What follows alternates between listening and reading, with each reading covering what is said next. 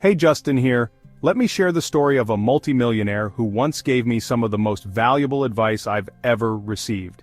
He told me how, back in school, his teacher labeled him a loser. That stigma pushed him to drop out at 15 and take up an apprenticeship as a plumber. His first job? Fishing clogged toilets for just $3 an hour. It barely covered his expenses, and every day felt like a repeat of the last. He described it as moving one step forward and two steps back, endlessly running but never moving forward. Seeing the lifeless expressions of his co-workers, he realized he'd end up just like them if he didn't make a change. What he craved was freedom, the ability to live life on his terms, without being tied to a boss or a paycheck. So he devised a plan, executed it, and by his 20s, he had achieved millionaire status and true financial freedom. When people ask him if it's still possible to achieve that kind of success today, his answer is a resounding yes. But only if you have the right plan. That's why I'm here, to share what I've learned from him and help you build your own roadmap to financial freedom. Let's dive in. Step 1. Find your freedom number. Your freedom number is the amount you need to live your life without worrying about money ever again. Once it's invested correctly, it will generate enough passive income to fully support your lifestyle without ever running out. I'll talk more about investing later, but first, we need to nail down what that figure is for you, because financial freedom means different things to different people. The first thing you need to do is set your financial freedom baseline. Maybe you want a life where you go on vacation more often, drive a sports car, live in a mansion, or buy a private jet. Just keep in mind, the fancier the lifestyle, the tougher it'll be to get there. Personally, I've always valued the freedom that comes from not having to chase money over living a lavish lifestyle, so I made a rule early on to only slightly increase the quality of my lifestyle each year. Let's go through the different areas of your life and estimate what each might cost to live comfortably. Grab a piece of paper and feel free to adjust the numbers to match your own goals. For housing, a one-bedroom flat in Chicago might cost around $30,000 per year. For a car, let's use the Porsche 911 as an example. Including payments, fuel, maintenance, and insurance, you'd be looking at around $24,125 annually. Vacations? 3 mid-range trips a year might run about $5,000, double that if you're bringing someone along. For bills, like electricity, heating, water, and internet, expect around $3,000 per year. Food? A mix of home cooking and eating out could cost about $5,000 annually. If you're in the US, health insurance for a mid-level plan might be $2,500 a year. Lastly, leisure activities such as gym memberships, nights out, and spontaneous spending might total around $4,000 annually. Add all that up and you're looking at $75,325 a year. To find your freedom figure, take that yearly number and multiply it by 25. In this case, that comes out to $1,883,125. Think of it as having a golden goose that lays enough eggs each year for you to live on. Step 2. Investing for freedom.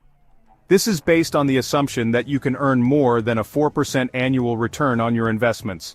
While past performance isn't a guarantee, the S&P 500 has averaged a 12 to 14% annual return over the last decade.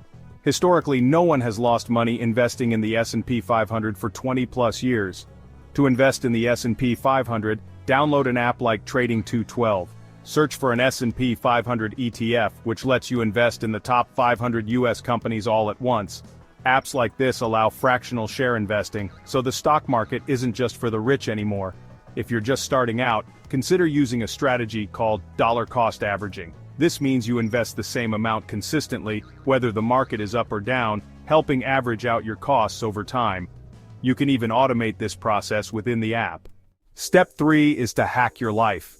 I get that reaching your freedom figure in an investment account might seem like an impossible task. It definitely felt that way for my friend Johnny when he first started. But there are a few strategies that can help you get there faster. I highly suggest taking a closer look at all the areas where money might be slipping through your fingers. Chances are, you are spending far more than you realize on things that don't really matter to you. Don't worry, I'm not going to lecture you about skipping Starbucks or making packed lunches every day. I'm sure you've heard enough of that advice from others. Instead, I want to show you clever ways to keep living the life you love while saving money through some smart hacks. Let's kick things off with car hacking because I think a lot of people need to hear this. Social media might have you thinking that everyone is driving around in Range Rovers and Mercedes, but let me tell you, that's usually not the case. Most of these people have their cars on finance or loans, paying hundreds of dollars every month just to keep up appearances. According to LendingTree, the average monthly car payment for a new vehicle in 2024 hit a whopping $734. That's almost $9,000 a year down the drain. The worst part? Most people can't even afford these payments, which is why there are around 100 million Americans with outstanding car loans right now. So let me give you some advice. Don't get sucked into this trap. Just because your buddies are taking out car loans doesn't mean you have to. Instead, think about car hacking. This means buying a quality used car that's already hit the bottom of its depreciation curve. You can drive it for a few years and then sell it for close to what you paid. No massive monthly payments and no debt hanging over your head. Next up, let's talk about something I like to call brand hacking. This is all about picking generic or store brand products over the big name brands to save a bit of cash without losing out on quality. A study from MoneySavingExpert.com found that people can save up to 87% by going with generic versions instead of branded items. For example, buy a plain brand of rice instead of Uncle Ben's. Swapping to one generic brand could save you around $2.56 a day. Is saving $2.56 a day going to make you a millionaire anytime soon? Well, actually, if you save $2.56 every day, that's $934.40 a year. Do that for 5 years, and you've saved $4,672, and that's just from one small swap. Think about how much you could save by making similar swaps in other parts of your life. It's all about small adjustments adding up over time and making your money go further. Now for the big one, house hacking. As we know from step 1, housing is usually your biggest expense, but what if you could reduce or even completely eliminate that cost? You're probably expecting me to say live with your parents or go for a smaller apartment, and while those are good options, they don't suit everyone. So here's a smarter strategy you can use. Instead of getting a typical apartment, think about getting a duplex or a property with an extra room or two. Sure, this might mean a slightly higher deposit up front, but it's worth it. You live in one unit and rent the other one out, using this rental income to cover most if not all of your mortgage. That way you're effectively living for free while building equity in your home. You can also do this if you're renting. Recently I went to a nice Airbnb near San Francisco. It was a fantastic spot, and I got talking with the host and found out that he actually rented the place for $4,000 a month. When he rented it out on Airbnb, he would just go and stay at his girlfriend's.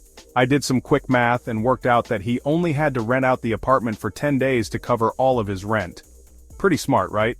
But of course he did have to get a nice enough apartment with a good view for it to rent out well on Airbnb. If you're prepared to take on a slightly more expensive place, it will be easier to get bookings on Airbnb. Just make sure to clear it with the landlord before doing this. It could cause a lot of issues if you're not upfront about it. Now, for tax hacking. I know this one might sound a bit sketchy, but trust me, there are lots of ways you can legally keep more of your money. One great tax hack is to take advantage of deductions. If you have a small business or side hustle, you can reduce your taxes by claiming expenses like a home office, internet, or travel, as long as they're used for business. Another is using tax-free savings accounts. Tax hacking is all about understanding the rules wherever you are and using them to keep more of what you earn. The aim is to pay what you owe but not a penny more. Now let's talk about deal hacking. This is all about negotiation. Let's say you're looking to buy a car. Never accept the sticker price. That's what the dealership wants. Remember, the first price is rarely the best. Do your research first so you know the car's market value.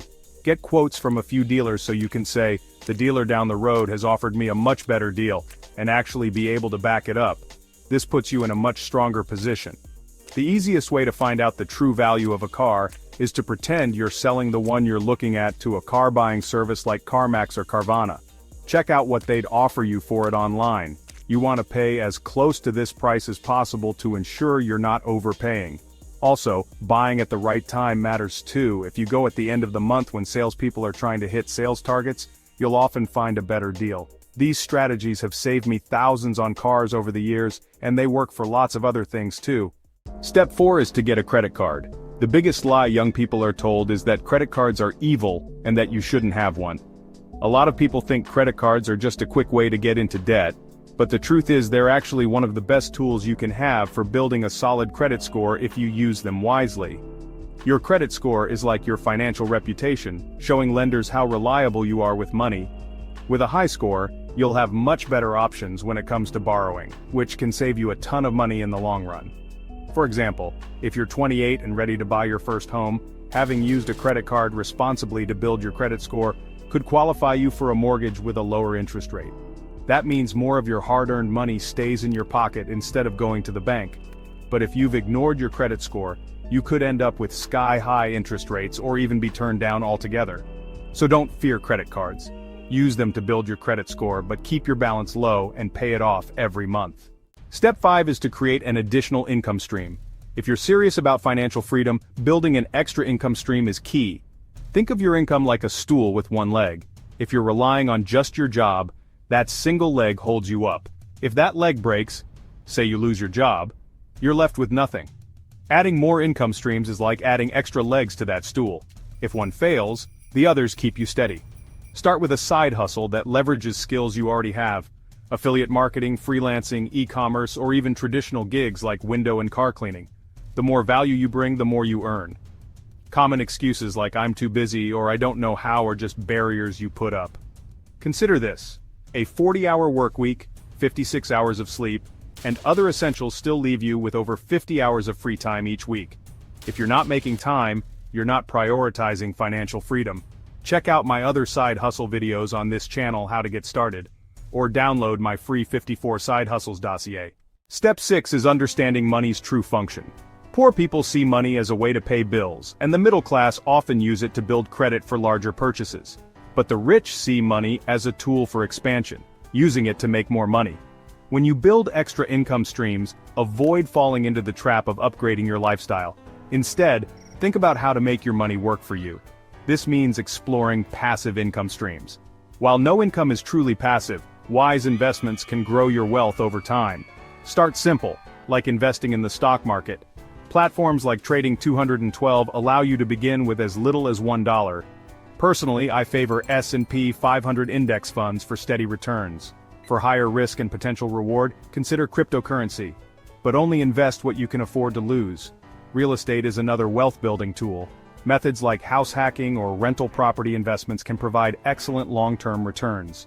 If you're serious about growing wealth, start using money strategically instead of just spending it. If you want step-by-step guidance on setting up investments, subscribe to stay updated and check out my other videos.